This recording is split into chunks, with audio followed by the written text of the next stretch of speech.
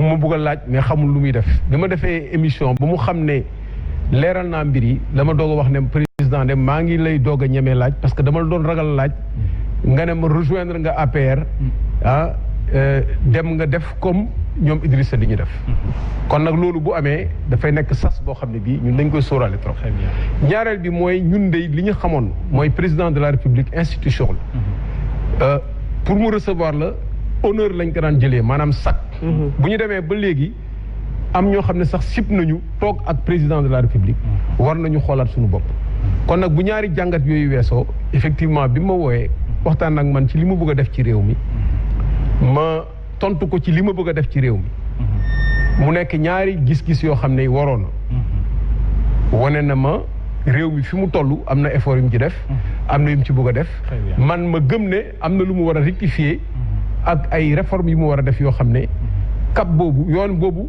bu ci toppul day ñuy delloowaat bumba ca boy très bien dinañ ci des xóotal ko audience boobu dinañ ko xóotal ba mu leer nañi le temps que ñu bàyyi Fatou Abdou Ndiaye mu tàbbi ci waxtaan ma lay nuyu bu baax Mouhamed di nuyu monsieur Camara Boubacar rafetlu accepté bi nga accepté invitation bi alors audience bi nga xamante ne dem nga ko wuyu ji le chef de l'État le président Macky Sall mu nekk ay waxtu yoo xam ne def nga ko ci biir avion dem fekk si ko fi nga xam ne mooy palais de la République ndax audience bi mën nañu am une idée de l'objet ndax dafa nekk audience boo xam ne c'est dans le cadre professionnel wala c'est dans le cadre politique.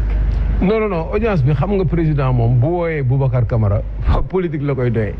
fi mu jaar nag ba mu amaat beneen dossier professionnel ci biir am ñeneen ñu si doon def loolu amul solo parce que kooku ci liggéeyu réew la loolu c'est pas très important li am importance mooy politique la bëggoon a xam làmbatu xam lan la xalaat ci réew parce que nag gis na li ma def maa def 33 mesures yi bi mbas mi amee ba fonds bi ñuy tudd fii mu siiw lool muy fonds 1000 milliards yi man mi maa ko proposé publiquement def aussi l'appel de Kinshasa wax nit ñi que dañu war a góorgóorlu am programme commun parce que Sénégal toll na foo xam ne fii laaj na nit ñi liggéey ko ma def it tumbi 19 expliquer mesures yi ñu war a jël pour un plan de relance au mois de juin ñoom ñu ngi génne seen plan de relance au mois de septembre donc jaadu na pour un président de la République kenn voilà, du ko reprocher mais vous confirmez quand même que am na côté professionnel bi bokk ci seen waxtaan ci lu ñeel sa liggéey. non du suma liggéey c'est-à-dire liggéeyu réew mi la dafa am koo xam ne kii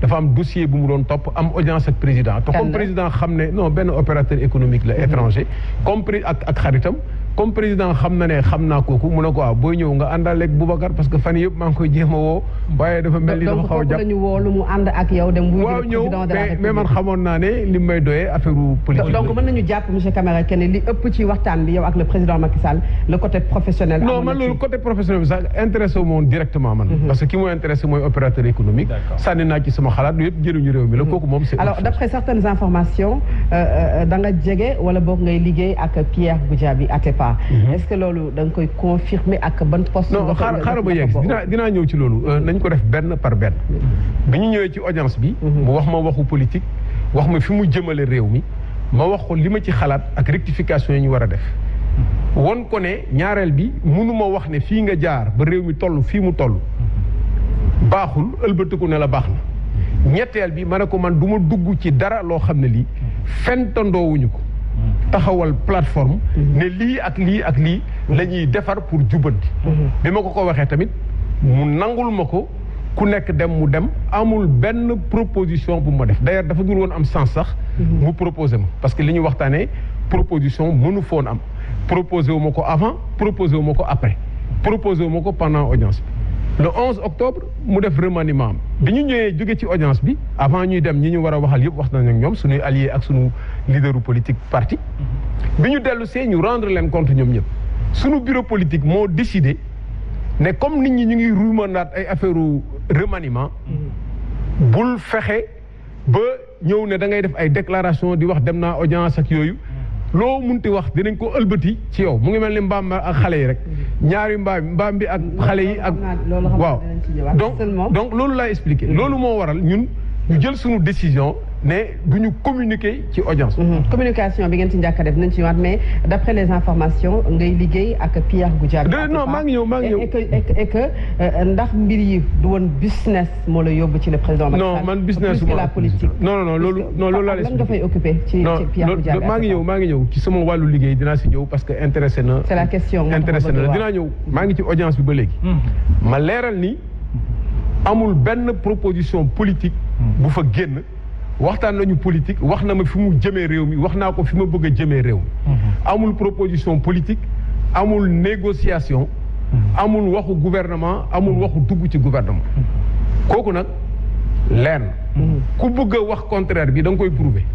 loolu féete boor. loolu sama question waaw avant muy féete boor avant sa question ñu des ci audience bi Fatou nga boo ma ko mayee. audience boobu ak démission ci coalition jot na est-ce que mën nañu ne ko. voilà maa ngi ñëw xam nga ba léegi ñu ngi 11 octobre. waaw ñu ngi 11 octobre. ma jóge fa jëlaat sama avion ñibbi ci samay frais ba léegi. dellu sama liggéey. sama parti continuer liggéeyam. mu def remaniement. ñu analyser remaniement bi. gis ne dafa am numéro 2 opposition bi. bu fàq dem rejoindre pouvoir bi. mu indi beneen configuration politique. sunu parti analyser configuration politique. waxtaan ci ak sunu allié politique. daal di décider ne dañuy taxawal benn coalition bu bees pour bañ a affaiblir opposition bi. parce que bu dee opposition bi dafa bloqué wu rek. ci ay coalition yoo xam ne mën nañu am ay kàngam yu am plusieurs coalitions. ñu décider taxawal ko. léegi nag bi loolu amee la ñu dem indiwaat audience bi. li ñu njëkk a wax mooy dama dem ci audience bi ñoom ñoo ma wax ma génn ci coalition bi loolu.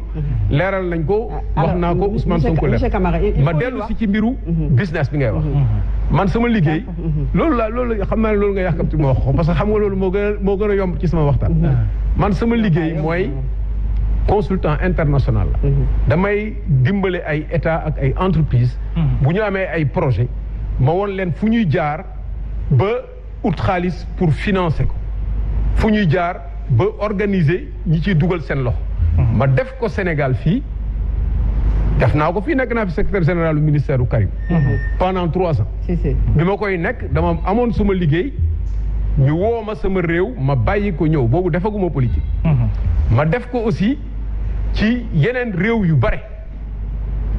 am ay entrepreneurs sénégalais yoo xam ne bu ñu amee projet bitim réew dañu ma naan yow dañu bëgg nga dimbale ñu ci ni ñuy structurer financement. Pierre Goudiaby Atepa dafa am projet bu rëy. ci benn réew bu may liggéey. projet boo xam ne ay milliards de dollars. projet boobu man maa koy concevoir ak moom. di ko dimbale ci financement bi. te dimbale leen ñu rek ba bu ci benn cat dugg. ah yàlla may ko mu nekk non loolu bokkul sama sujet. non bokkul sama sujet. et de la même façon man du ma waxtaan ak Pierre Goudiaby affaire politique. parce que Pierre Goudiaby bi élection yi pare la bàyyi politique. donc man du ñu waxtaan politique. liggéey bi du woon affaire Pierre Goudiaby Atepa. c'est un expert boo xam ne bitim réew la nekk amoon rendez-vous ak président depuis le mois d'avril. mbas mee tax amu ko bi mu ko amee président bi xam ne sama xarit la mu ànd ak xaritam bi nga xam ne moo xam président ñu nekk ñeent. donc audience bi ñeent la ñu woon. ñu waxtaanee affaire convention fiscale boo xam ne Sénégal daf ko war a ratifier. donc audience bi monsieur Camara. awuma ci déglu awuma ci intérêt déglu. est-ce que gënul nekk business que politique. non du woon business non loolu aussi non dañ koy wax. parce que kooku dafa am waxam bu mu doon wax indi ko pour njëriñam ak njëriñu Sénégal. man président woo ma pour wax ak man mbiru politique ci benn jataay bi nag la ñu defee lépp. loolu weesu na leer xam nga lii sax dafa nekk loo xam ne. normalement jaaduwul sax nga génn ci audience. di takk rajo di expliquer mais dañu moo forcer pour may expliquer parce que dañ ci bëgg a boole jaxase boo xam ne bokk ci bopp. mais man diggewuma ak kenn. que su ma duggee audience damay wax ne maa ngi dugg. su ma génnee ma ne génn naa lii laa fa wax parce que loolu bokkul ci suñu culture homme d'état. donc ñun du ñu takk rajo ci audience. li am solo mooy lan nga fa wax ak lan nga fa def. négocier wuñu fa waxante wuñ fa waxu poste waxu réew mi lañ fa wax constaté ne ku nekk dafa am yoonam ku nekk tiré na ci conséquence am. bu ëllëgee su ma woowaatee. ma ñëwaat toogaat ak moom. bu ma waxee réew mi fu mu ko jëmalee ma wax ko fu ma ko jëmalee. bu dee am na place yoo xam ne mën nañ ko waxtaanee ñu waxtaanee ko. bu amee place yu ñu mën a d'accord ñu d'accord ko bu amul place yu ñu mën a d'accord ñu d'accord. est-ce que aujourd'hui ak li nga représenté ci opposition